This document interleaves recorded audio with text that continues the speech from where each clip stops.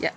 So this is the third video, and this one for how Ferrocement tips, and to go with the fantastic Ferrocement book, which is on Amazon.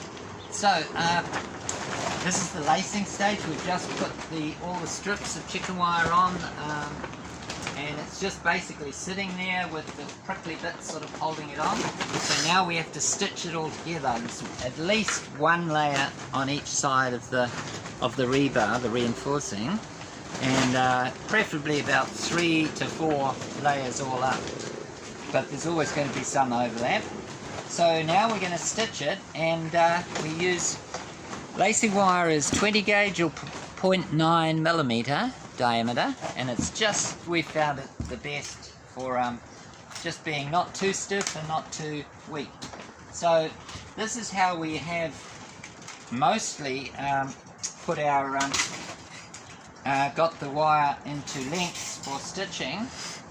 We just usually someone either holds it or you hold it in your feet, and that kind of coil has got a handy little dispenser thing. If you haven't got a dispenser and it's just a coil, it's worth making a little turntable thing, just a piece of rod holding it, maybe with a plastic bottle or something to that the rod goes through, so that the thing uncoils neatly, because you really want to be able to do lots and lots of lengths easily. So this is, I have got a wheel, but I could show that in another video, but a wheel that you just turn for the same effect. And but this is fine. It's just a bit harder on the hand. So we're going to do a coil of this, and we're going to cut it across very neatly with the very handy tool. It's good for chicken wire and lots of little cutting, and that's just a good big tin snips. So my hand's getting a bit tired, so I'll go on the other side. But when you're used to it, you can wind it real fast. You sort of go up and down, like, yeah, that's more like it. So very important to have nice clean lengths, and obviously that has gone a little bit wonky, but that'll come out in the wash. So we nearly finished this coil. So now tin snips is a lot better to cut this stuff cleanly without getting a nasty sharp sort of burry sort of end on it, because you can use these cut-off wheels which are really quick, but no quicker than this for this sort of job. So what we're doing is we're leaving a bit of a fold at one end, a bit of a hook over. So we're holding it by the hook, and we're just cutting through like that with these old English, made in England, second hand, but good for another 100 years. So now I'm just unfolding that a bit like that, and then we put it on a hook. Now we show the stitching, keeping this video short and sweet. So I've got another one there.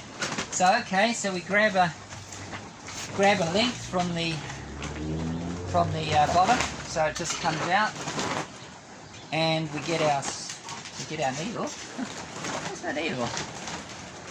There it is. Oh no, that's a little one. Yeah, we used to use smaller needles, and they're not as good as a big long needle. And they're semicircular. I've put 2 holes in there with I just made a little groove there. 2 holes. It's a bit like a giant sewing needle, darning needle. So you don't have to do this, but I sort of hook it back like that, and it's doesn't. You can pull on it quite hard. So to start off, you just make you can sew from one side. If you've got a very keen partner, you can sort of pass the needle across and back from the inside to the outside, but this is just as good and probably quicker in the long run if two of you are doing it from one side. So now I've just bent that round in a loop, and now it's just a matter of following, and basically you want to pull the chicken wire into the rebar without pulling it. You don't want to pull it so tight in the middle between the rebars. You want, because that'll mean that you've got a very thin, you've just got chicken wire just touching each other.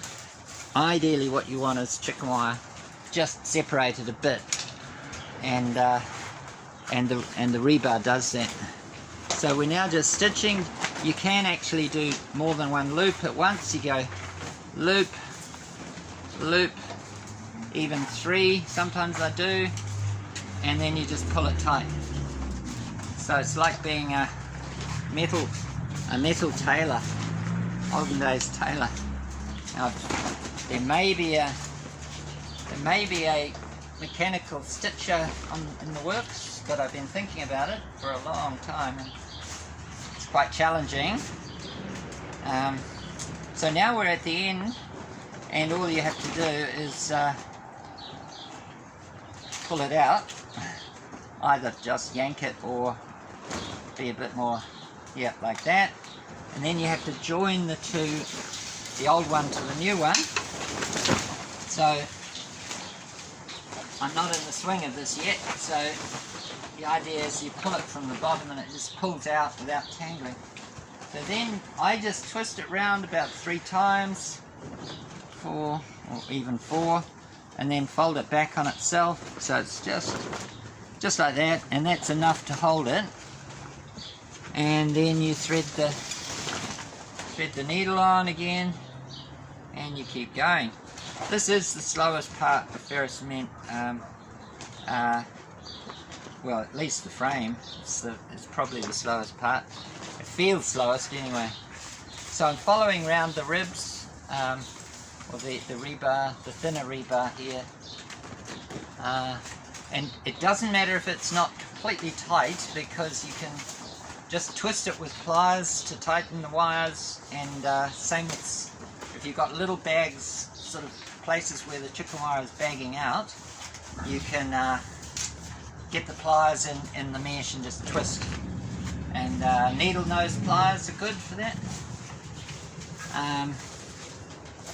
I could demonstrate that, but maybe I'm not at that point. Maybe in a later video I might just go over a couple of points like that. So now, yeah, I mean it's reasonably quick, and you can hook in any loose bits on the other side, and you can pull it quite tight. Usually I wear the rigger's gloves, so I can just pull the wire. If your hands are really tough, you don't need to even do that. So whoops, and you don't wear hooks. And what's I going to say? Yeah, the needle is just made out of just by bending a 1/4-inch rod of just rebar and then drilling it. As I say, this little groove on each side, which is done with your angle grinder, which is another excellent cut-off wheel on an angle grinder. Is a great tool. But as I say, we use hand tools where we can, because they're actually quieter and make less dust, and they make cleaner cuts on the chicken wire, for example. So there we are. And repeat, and do it with someone you can talk to or listen to something, and soon it'll be done, and it won't look all, oh, there's the other one. It won't look all messy, and it'll look neat and tidy. And as I say, if you've got any loose bits, even like a loose stitches, you can just pull it and twist a bit like that, and that's enough.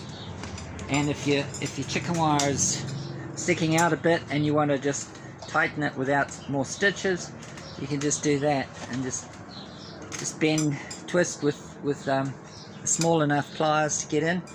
Oh, and the chicken wire is 12 to 13 mil, half inch, not the bigger mesh. This is the smallest mesh they make, and it's good. So, till next time.